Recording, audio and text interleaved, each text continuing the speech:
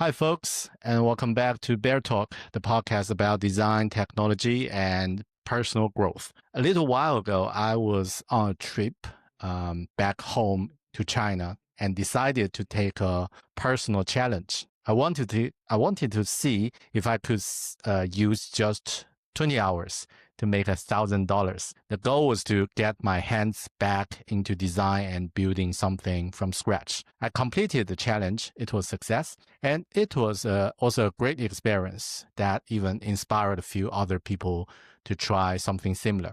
And then just a couple of weeks later, a friend of mine who worked at Google showed me his own project. He had created this amazing website to track his $1 million journey. It was a grid of 1,000 squares, with each one representing $1,000. Every time he made 1,000, he'd filled in a square and moved a little bit closer to his goal. I was instantly captivated. I thought, wow, that's such a brilliant and inspiring idea.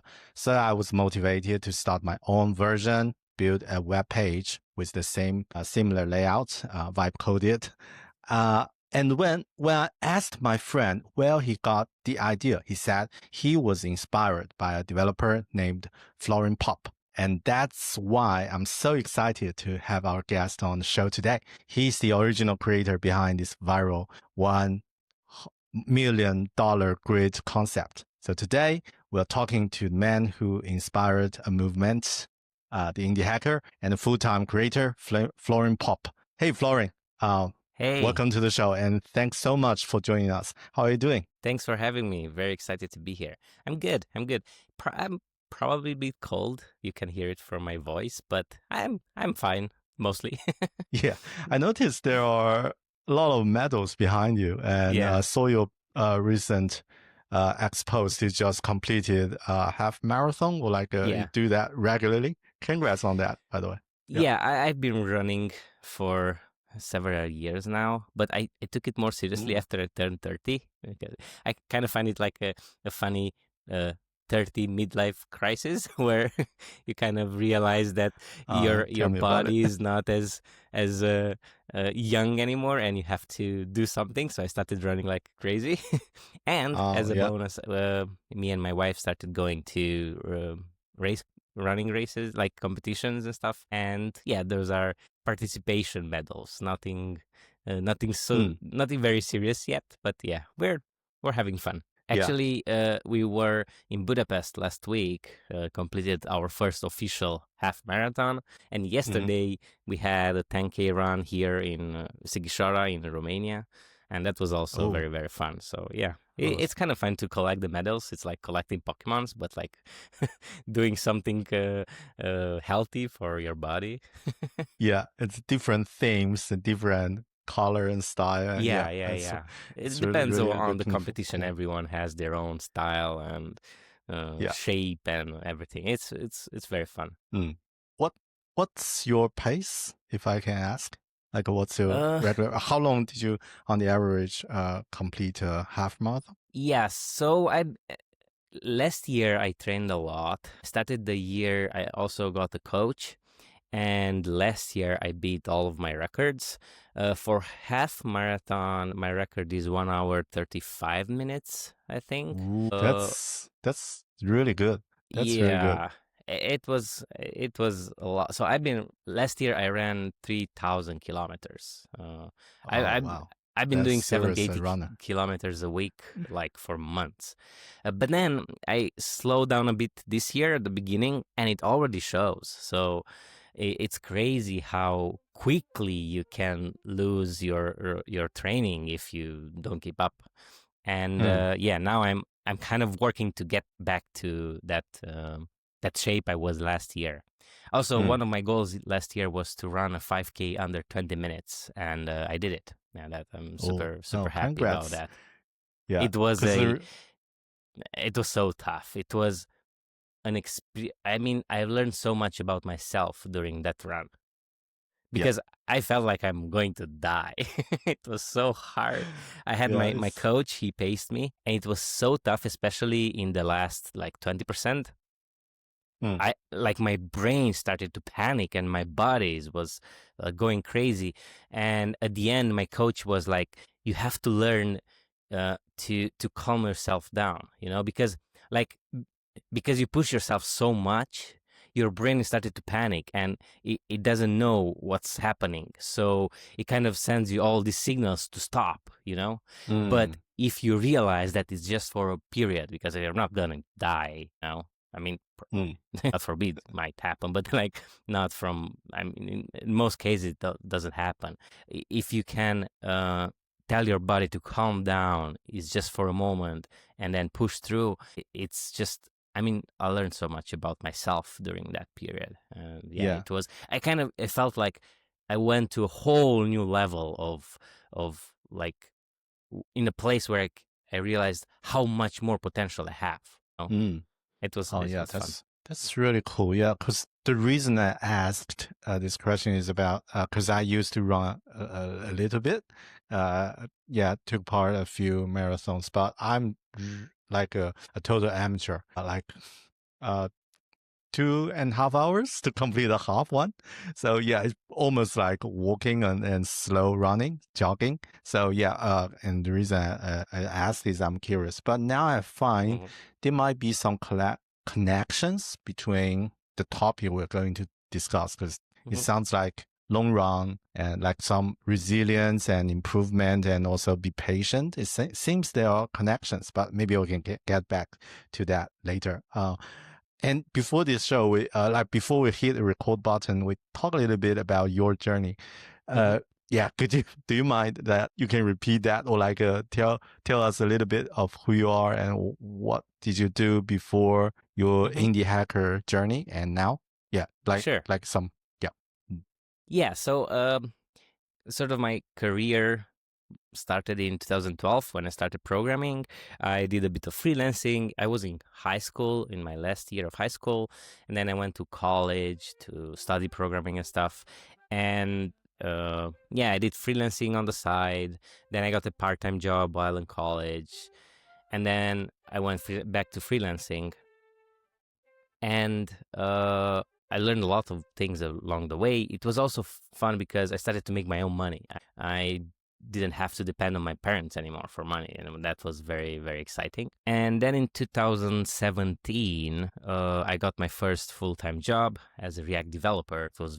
It started to become popular back then, and the company hired me full-time remote.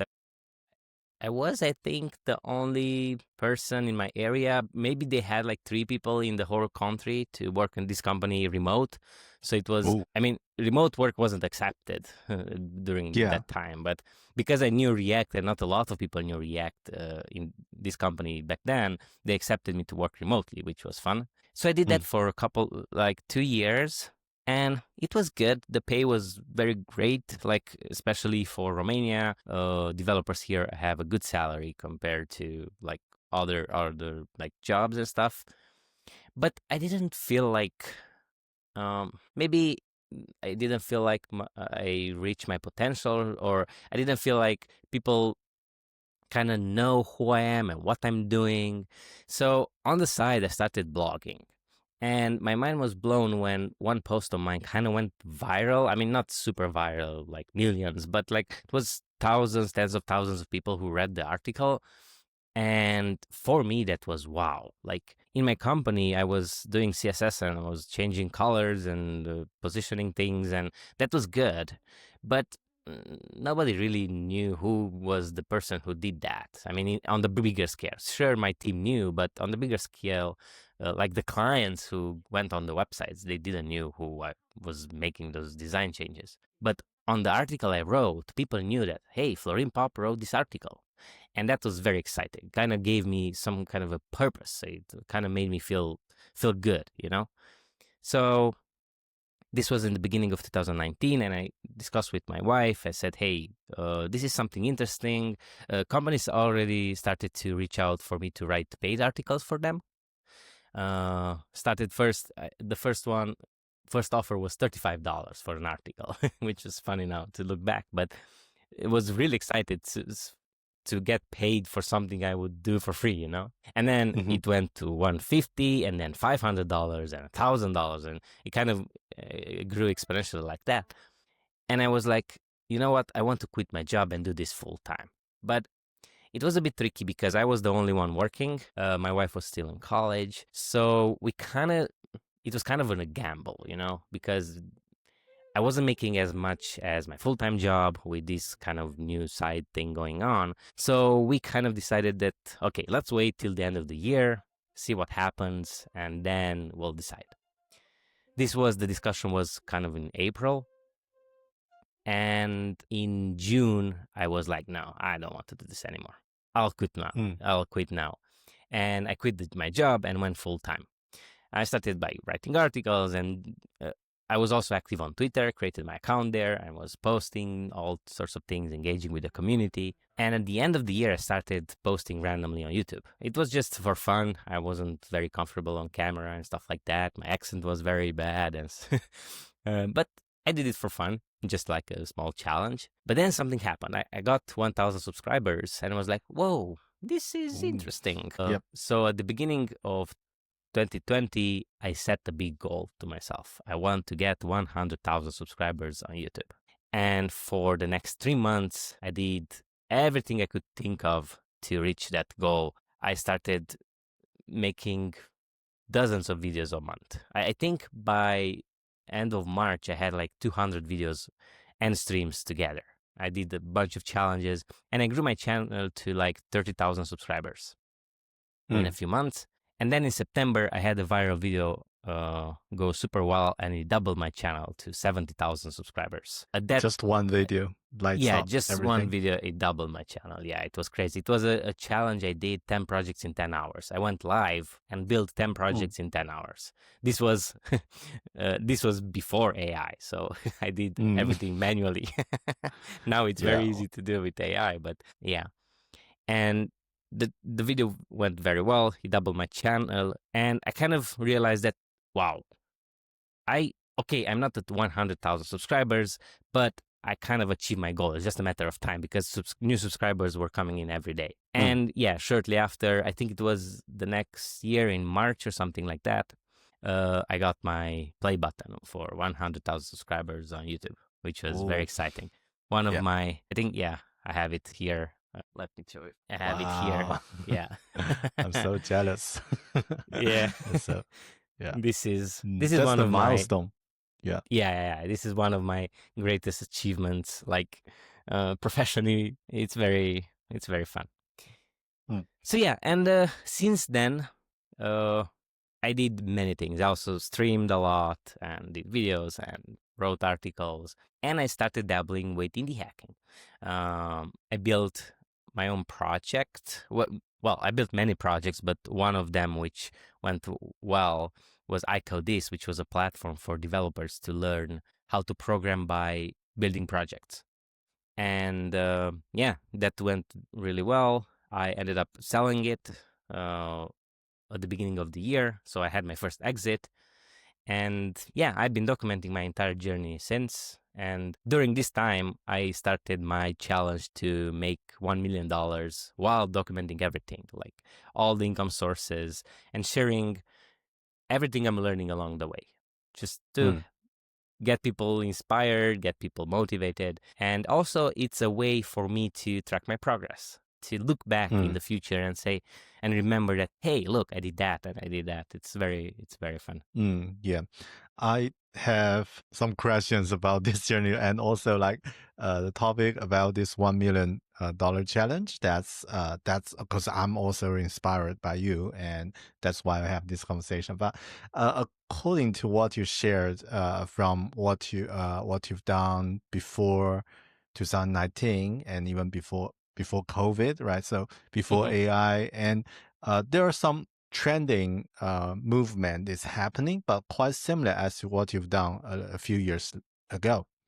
A few questions that I have. The first one is that your first role is a developer working in a corp environment, and then you move on. And seems to me that the first step you moved on from that role is to become a content creator or educator. But it's it's a little bit different from a developing role. And what was the plan, or what's your rationale at that time? I know the viral article is the Hmm. seems that that's the positive feedback, right? You Hmm. got that, and that's an evidence, and say, oh, I have some like expected outcome if I go that direction. But what made you to make that decision? Because it's more like a direction change of your career, right? So from a developer to a content creator slash developer. I Hmm. want to know that first.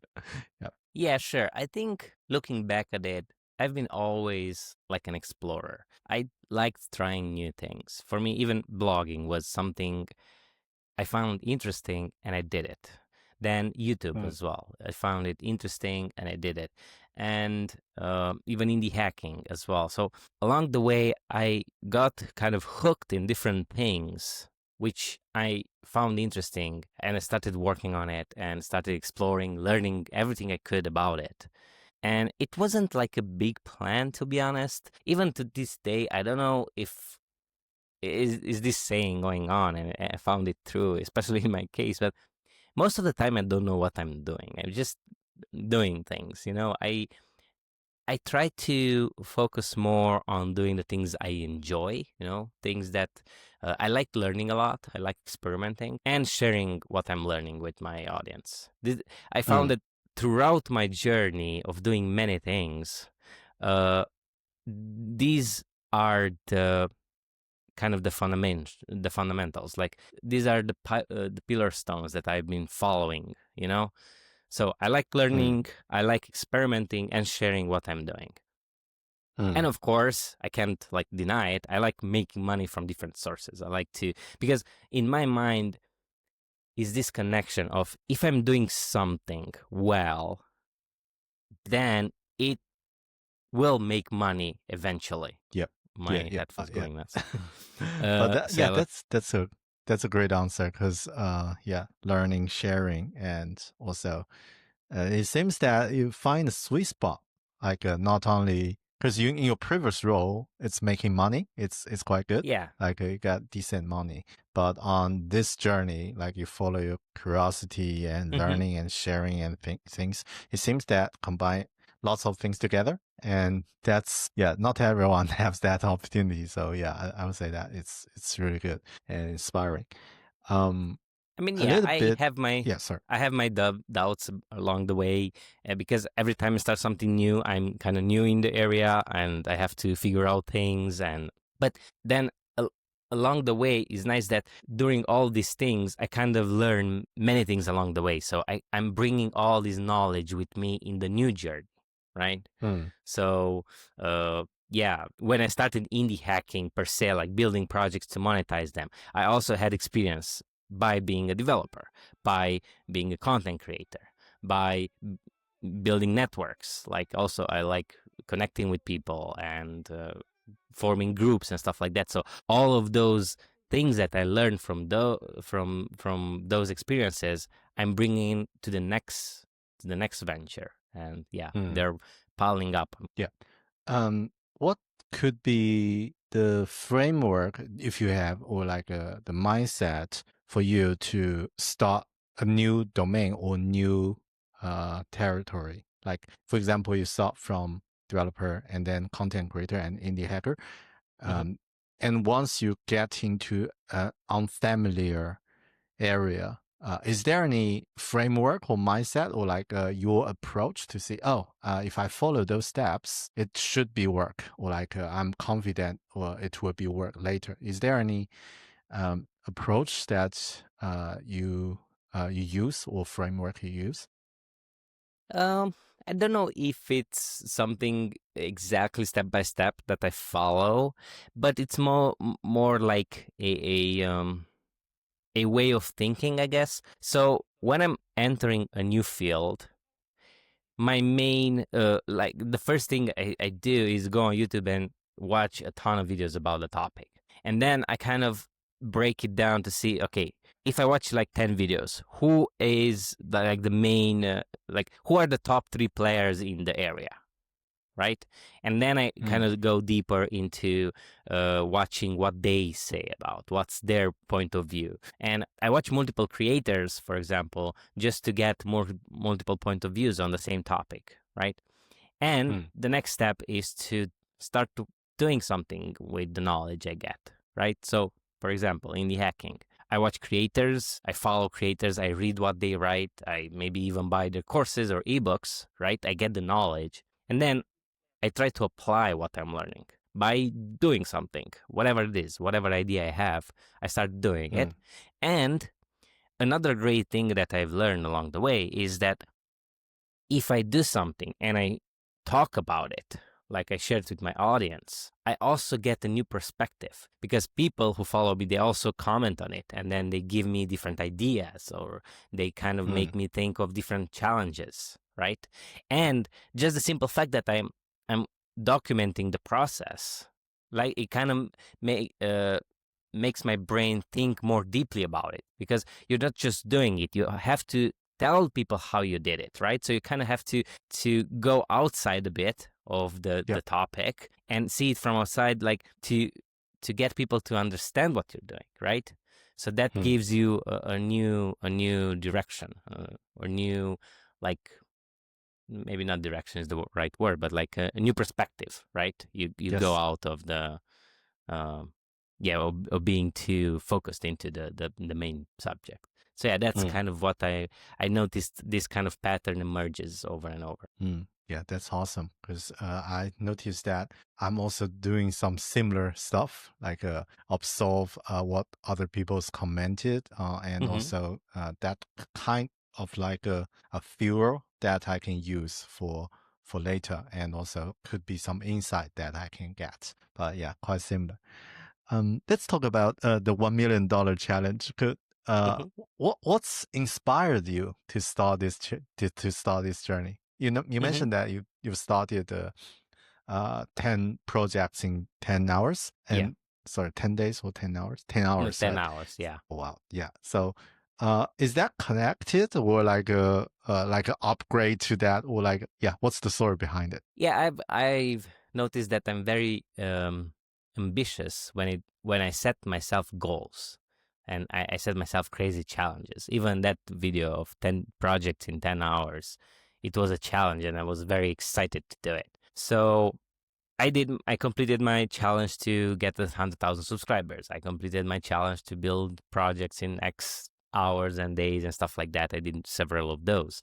I completed, like, back in 2017, I think I ran every day for over a year. So that was another Mm. challenge. And I saw that I'm kind of motivated by challenges like this. So when I was 27 years old, I had exactly 1,000 days until my 30th birthday. And then, Mm. I mean, I had a bit more, so 1,000 and something, when this idea came to my mind. I'm going to have 1,000 days. Could I make $1 million in 1,000 days? So 1,000 per day for 3 years or some, yes, 3 years, almost 3 years.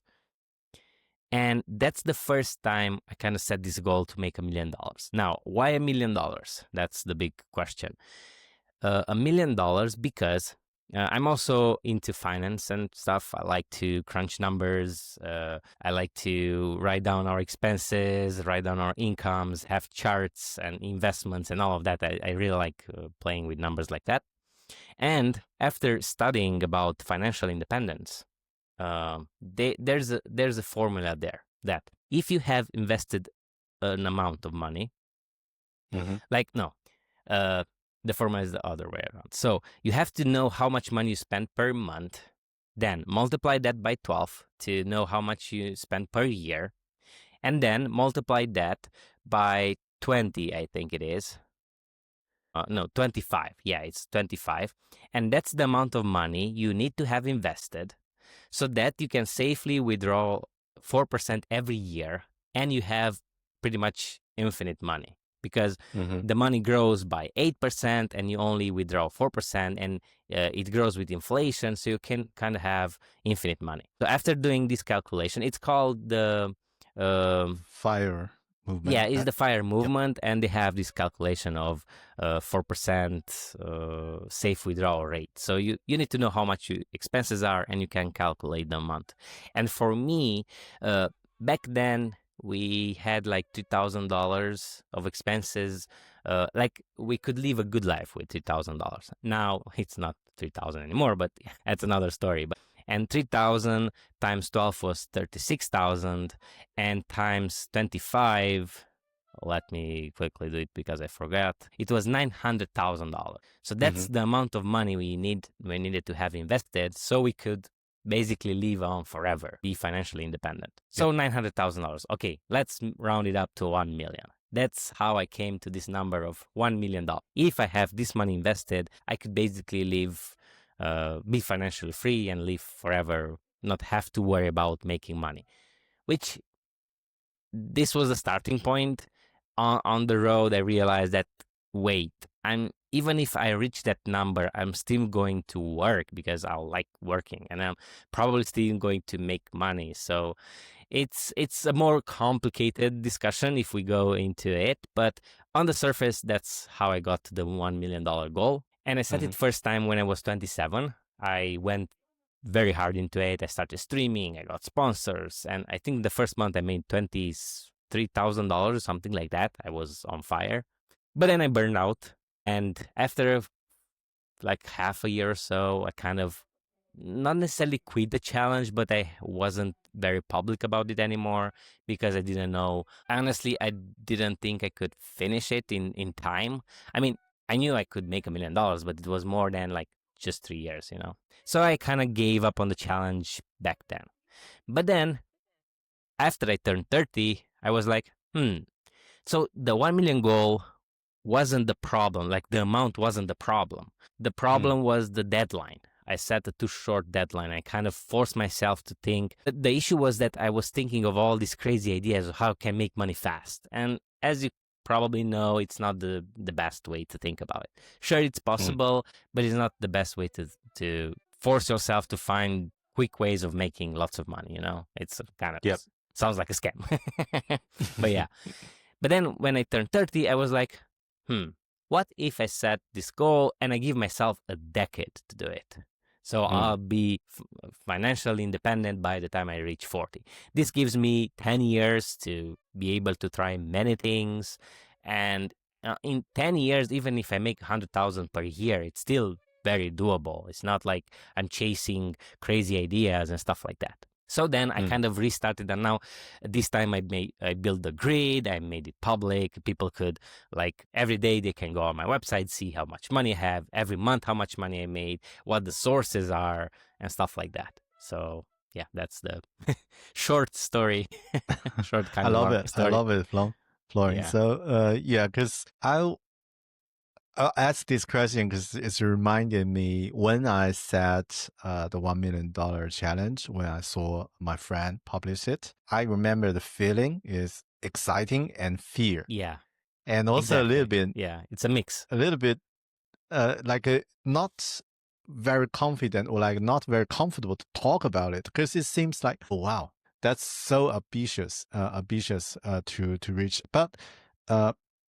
if I flip my mind to a corp uh, designer, or like if you work in a corp as an employee, that's the money you got for working in that company for 20 years, 30 years. Like you eventually got it, but it's just feel okay. It's your own responsibility, or like this is your goal, this is your journey, and it's not like okay you work for someone. So that make me fear, and that may be not comfortable to talk about it. So I was quite curious, like why you make it, why you set it public? Because some people might just I will got 1 million, but I would like to do that like privately without talking to anyone, or maybe just some close friend. But you make it public and you make the progress is visible for everyone.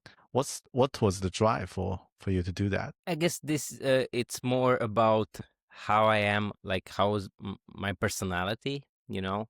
I Mm. like to be open about my life, and I like to I not just that I like it, I sometimes need to have people be with me on my journey.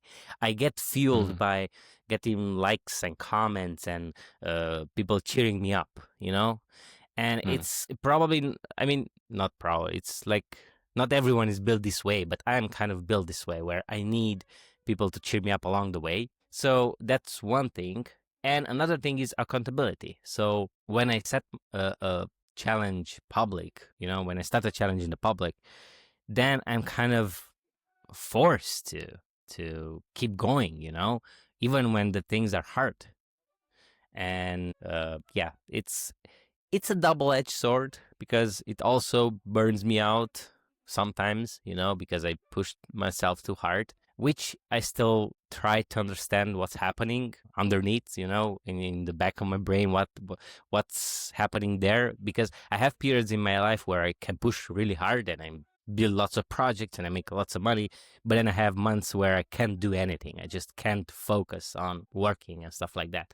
So it's kind of a roller coaster, and I try to understand what's happening. Hence why also I give myself like 10 years to complete this challenge this time, because I knew from experience that I'm not like, for example, compared to my wife. My wife is very constant. Like, she goes to work. She's a dentist, so she goes to work every day. She does her job every single day, kind of the same like rhythm in increasing, you know, like she works, mm, she earns more every, like, with time, you know. But me, I'm like very high at a period and then very, very low, you know. And it's kind mm-hmm. of a roller coaster.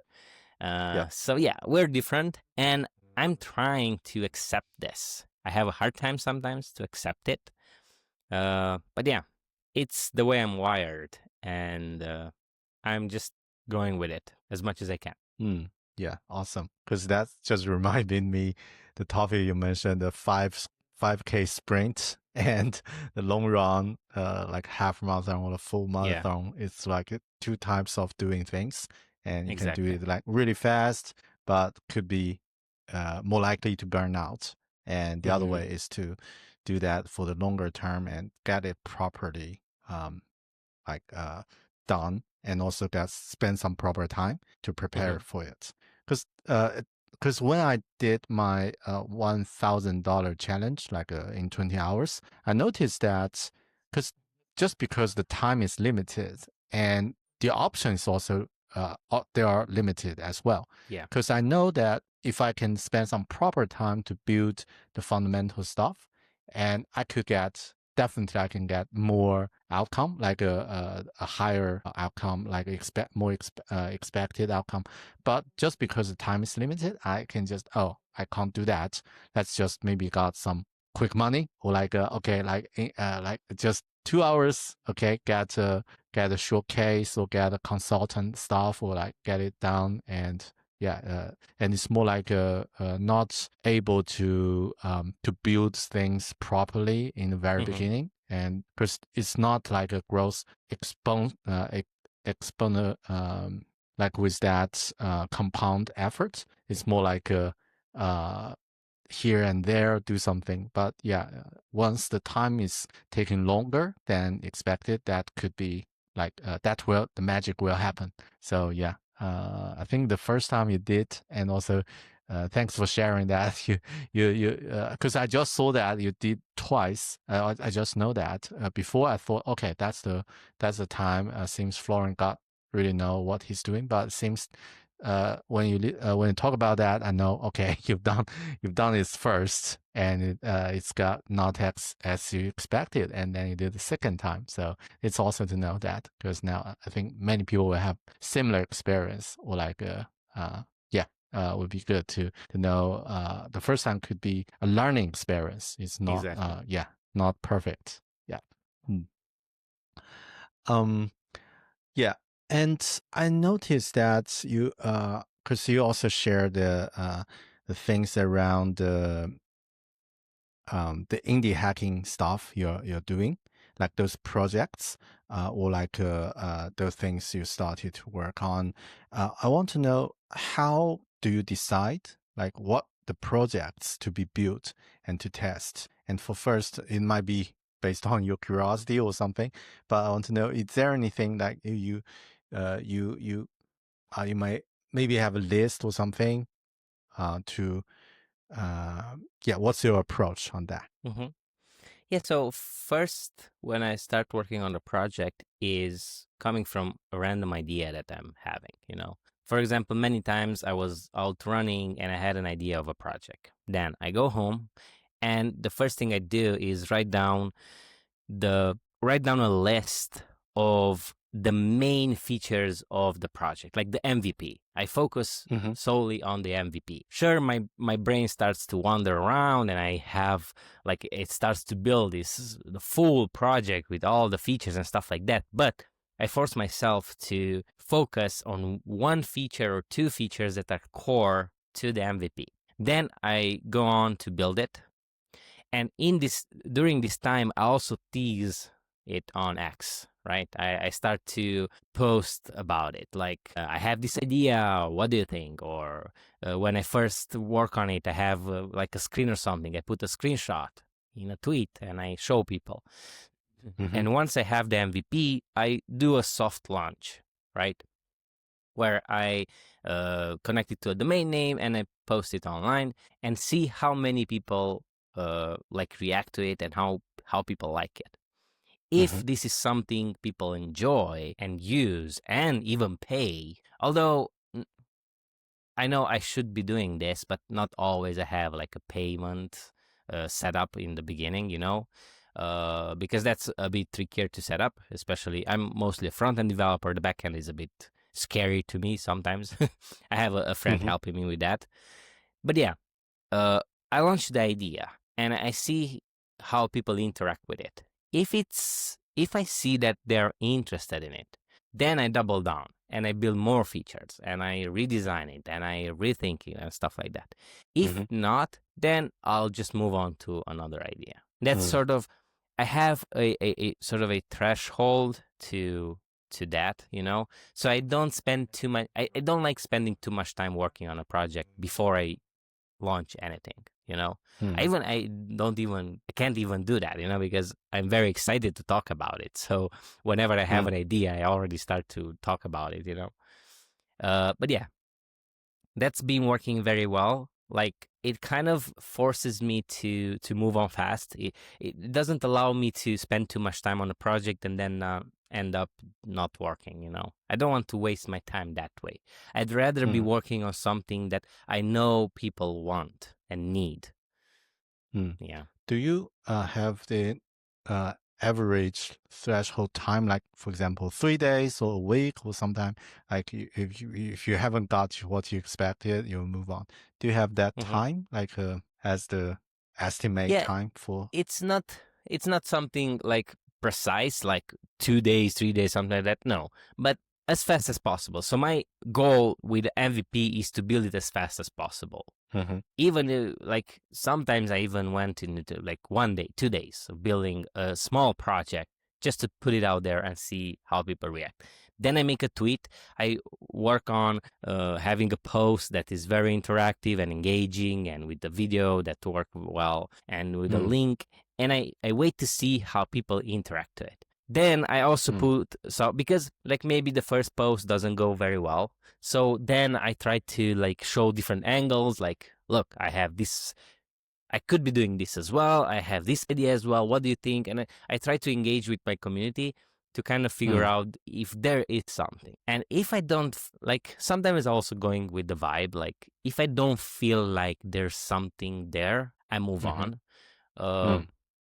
but also, another thing that I noticed that it's good is to build projects that help you first. Like, Mm. for example, in the beginning of the year, I wanted to track my time and to see how much time I work on different projects. So I built a time tracker that I used a lot, you know? Yep. And while working on it, I keep sharing about it. Hey, look, today I tracked 4 hours with my tool.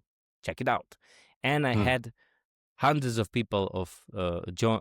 I had hundreds of people join and try the product just by me sharing that I've been working on it, you know. And they Mm. started using it, and they gave me feedback on how to improve it. That was very cool.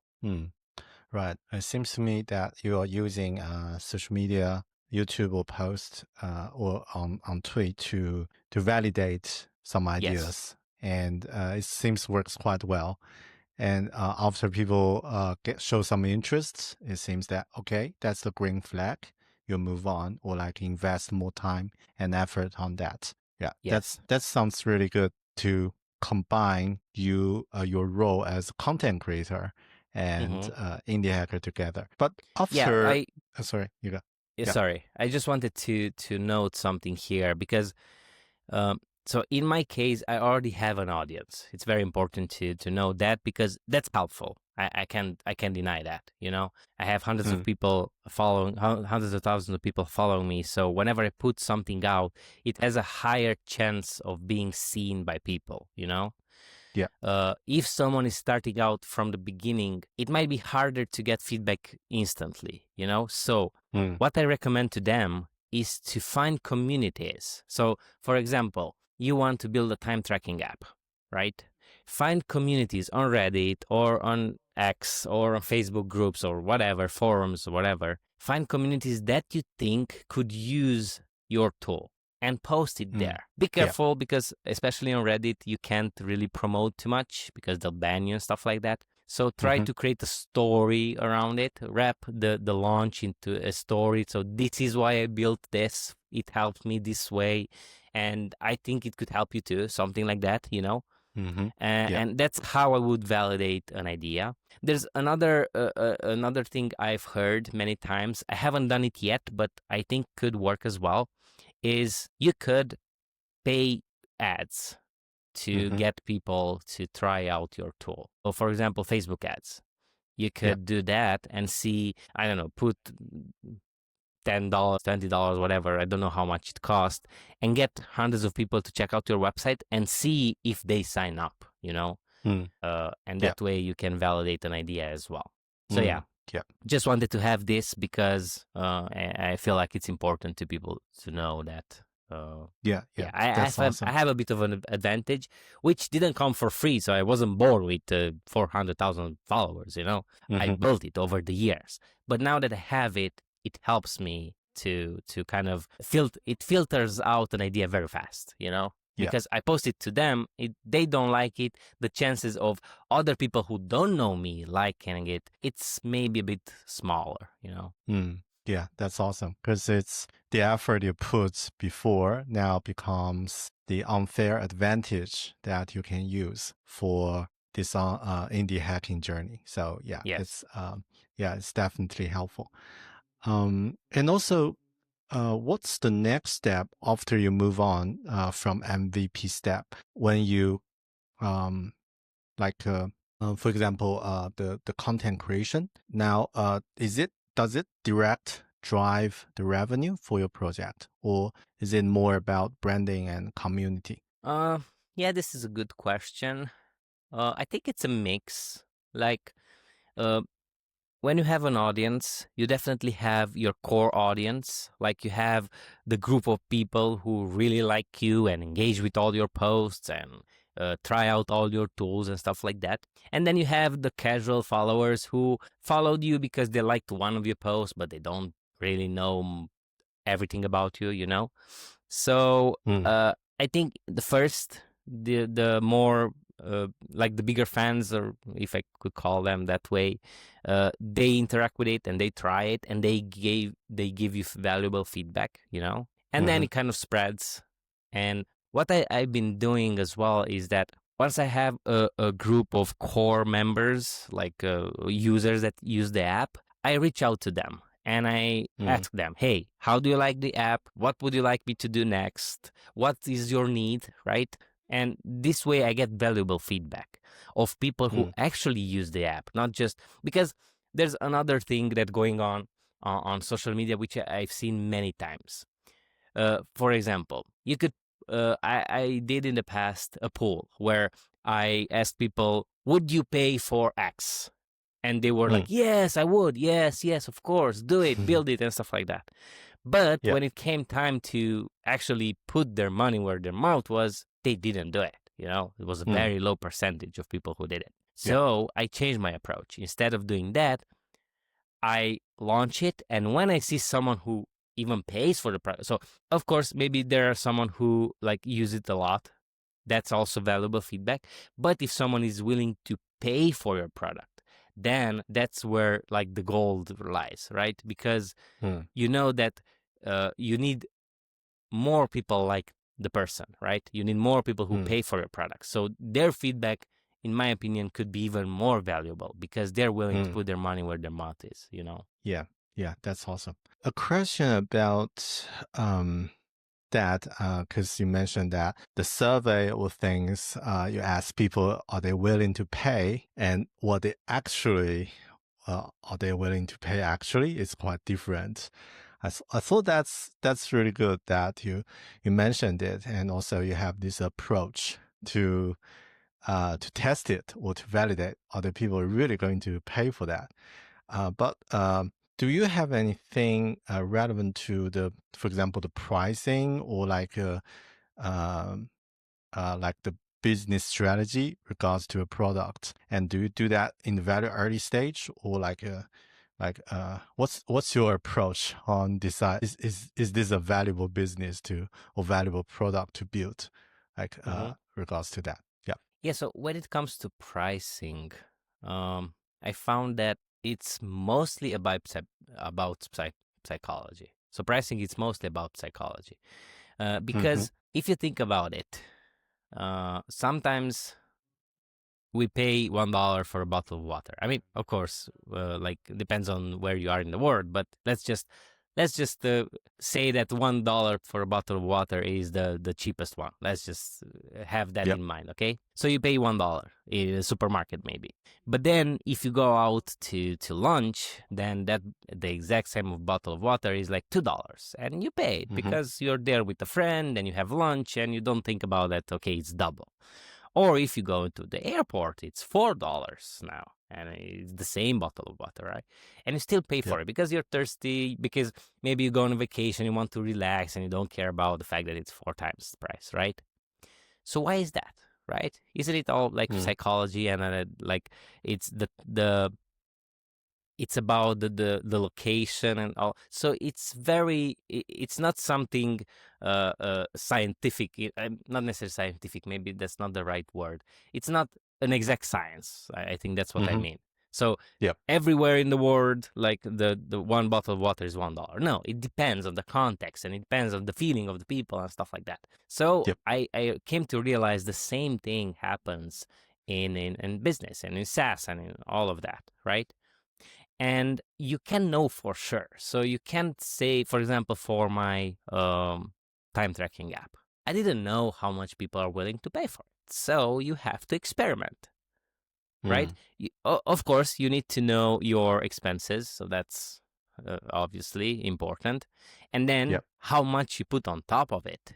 Mm-hmm. It's relative. Like it depends who you're addressing to, right? Are you talking Mm-hmm. to like the average Joe, or are you talking to CEOs, or that also depends, and it comes into the pricing. So for Mm-hmm. me, Yep. for the apps I had so far, it was all about experimenting. I was setting a price, and then I was letting that price be live for a month or so, and then I was changing it and see how the conversion is. And Mm. of course, it helps a lot to look at the competitors and see how much they are charging for it, and how are your features compared to them. And yeah, it's a lot of trial and error, to be honest. Mm. I'm not sure someone knows for sure how much to charge for something. It's a lot of randomness into it, which don't know who knows exactly. So yeah, Yeah. that's what Mm. I've learned so far in this. Mm. Yeah. I feel that pricing is really like a experienced skill. And also, before I did some projects before, like when I worked in a corp, it's not Hmm. my territory. I don't need to worry about that. There will be a marketing team, there will be a business team working on that. And now, when I started my own stuff, I will need to think carefully. And it's also like, it's not that simple. It's actually quite complicated. It's Yes. many of time you might need to. It's not just the okay, you know the cost and then add a little bit of your margin. It's not like that, especially for software or like for Exactly. this. There are lots of workloads you don't know before you do. That's actually take more time or effort, and it could be quite easy if you get a higher price or like a proper price, and then the total outcome, the total uh, revenue will be much better than a lower one. So yeah, that's the reason I feel it's more like a learning experience. But you show something, you share something more around the use the experimental attitude. Like okay, let's try Hmm. it and see the result, and then change a little bit. I like that. So it's also quite flexible because once work on those independent projects, it's more like quite flexible to experiment. It's not that rigid. Like oh, if you set a price and doesn't make sense, and you can't change it. So yeah. Um, right. Florian, I noticed that we talked almost 1 hour and 10 minutes. I don't want to take too much of your time, so maybe It's we okay. have two questions. I still have a lot to chat. Maybe we can do another one, but yeah, for today, I think would be good to know because now it's quite different from what you started a few years ago. Like back in 2019, remote working is not was not a thing, and Yes. there was no AI, and the environment haven't changed like now. So if someone is just starting today, and maybe he or she doesn't have any following, audience, and also just thought, okay, I want to do something for myself and I want to start this on journey. And what would you suggest for the first step? And yeah, Hmm. and if you do that, uh, maybe if you do that from scratch, what would you do differently this time? Yeah, it seems Hmm. like two questions, but yeah, I hope that makes sense. Mm. Yeah, sure. Um, so what I would do is to make a list of people who are so figure out what you want to do, like where you want to Mm-hmm. be, and make a list of people who are already there and see Yeah. what they do, right? See Mm. what they do. Try to find uh, especially like on X and people on X, they are kind of open publicly. I think not everyone, but like most of them are open and they share their journey. Try to Yep. find, dig deeper into how they started, what they did when they started, and try to find if there's some kind of a pattern that you could follow. And Mm-hmm. most important, so this is kind of like the research part, the knowledge part, but most importantly is just do it. Like do something, anything, and you Yep. will learn by doing it, you know? Because you could spend so much time trying to think about it and make a plan and learning about it, but without actually applying, you won't get anywhere, you know? So just start Mm. doing it. I think right now, the time we're talking, if you want to build an audience, video is king, I think right now, especially on Mm. TikTok and Instagram and YouTube Shorts, and YouTube obviously is the best platform to grow an audience there. And Yep. if you want to do written, which I did, for me personally, written is easier because you just write. It's easier to edit. It's easier. It's faster. You can get your idea faster out there. X is a great platform. There have been many. So I've been on X since 2019. So that's like over 6 years now. And I've Mm-hmm. seen many apps try to come and say they're the X killer, Twitter killer, whatever, Yep. and none did it, and X is more powerful than ever now. So Yep. if you want to go there as well to grow an audience, you can do that. I've seen many people in the last year grew from 0 followers to thousands of followers, and they Mm-hmm. all did this build in public, like they shared their journey. They're very extrovert, of course, that helped. They're very charismatic, so that helps as well. Mm-hmm. But put yourself out there. I mean, Mm-hmm. of course, it depends of what type of person you are, and also important, it depends of like who do you want to reach, right? Because, for example, if you want to reach farmers, I don't know, you have a business idea for farmers, maybe they're not on Twitter, so you shouldn't be on Twitter, right?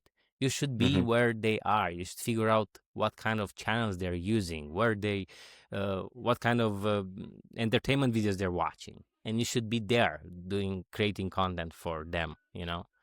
Uh, so yeah, that's what I've been doing as well. I've been trying many things, and when you try things and when you notice something happening, so like for example, you put out 100 posts and 2 3 posts they go well, like they spark something. Try to figure out why they did that, right? And double down on the things that work. For example, for my Mm-hmm. YouTube channel, I told you that I had a video 10 projects in 10 hours that doubled my channel. Guess what? The next video was 10 projects in 1 hour, something like that. I tried to figure out other formats that Mm-hmm. were very similar, and those Mm-hmm. videos did well as well. Mm-hmm. So yeah, that's what I would do. Try out many things, and whenever you find something that works, try to double down on it. Try to understand why did it work, and yeah. That's so good. That's so good for anyone who just about to start their own journey. And also, yeah, just do it and try different options and find the right one and then double it down. Like not all in, but at least make double the effort, double the time. Yeah, Yeah, I love it. Yeah. exactly. Yeah, it's all about Cool. experimenting. Yeah. Last question about your $1 million journey. So now I see you already got you already got 105K Hmm. for this journey. So pretty much like 10% is completed. So how do you see this evolving in this year and next year? Like Hmm. do you have any plan or like anything can be shared on that? Yep. Yeah, to be honest, I don't know.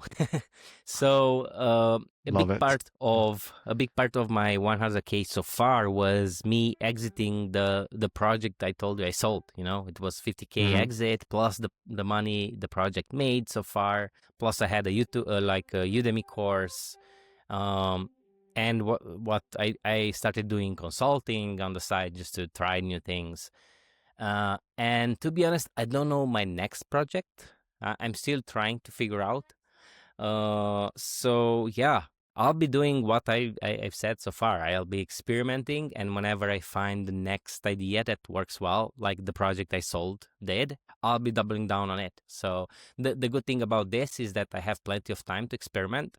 I am very fortunate to have some money saved up, so I'm not in a rush to find something urgently, which gives me time to experiment. It gives me time to find new ideas, to collaborate. I'm also looking to maybe collaborate with other people to maybe help them. So I'm very good on the marketing side, like on the content creation side. Maybe I can find someone who already has a project, but they're not very keen to like talk about it. And yeah, I'm open to many things. I also have sponsors. Obviously, having a YouTube channel and audience, I have sponsors in the pipeline who want to collaborate with me, and that will be in the foreseeable future. That will be my main income stream, I think. Maybe some consulting along the way. And during this time, I'll continue to build projects, share them, and see which one stands out. And when I find something that stands out, I'll be doubling down on. Yeah. Awesome. Yeah, that's thanks so much, Florin, this for this sharing. As mentioned, I reached out because I was inspired by your project. But after this conversation, I also find something quite like learned a lot and lots of insights, and also validated some of my assumptions. So yeah, thanks again for sharing that. And for the people who's listening, I will share the show notes and also where to find Florin Pop. Check his website. This cool $1 million grid. Love it. And also his tweet and other social media channel. I'll share later. So thanks, Florin, again for sharing this one. And probably we can do something later around content creation or other Mhm. topics. But yeah, Sure. are there anything you want to say at the end to the audience or to anyone? Or yeah. Yeah. Thanks for having me. It was very fun. I kind of when you're very involved in your day-to-day life, you kind of forget the journey that brought you to where you are. So you kind of start to have imposter syndrome, and you kind of like you deal with all the things in the moment. You kind of forget all the things you did in the past. So this was a nice reminder that it's good to look back and be happy and be proud of the things that you did in the past. So thanks for kind of helping me step back a bit from my day-to-day grind to realize that. And yeah, for all of those who are listening, I'm on X, I'm on YouTube, and feel free to DM me. You can find my email on the website if you want to discuss anything. I'm happy to help and whenever I can. So yeah, and thanks again for having me. It was very fun. Yeah, likewise. And all the best to your $1 million journey, and Thank you. your runner's journey. Right.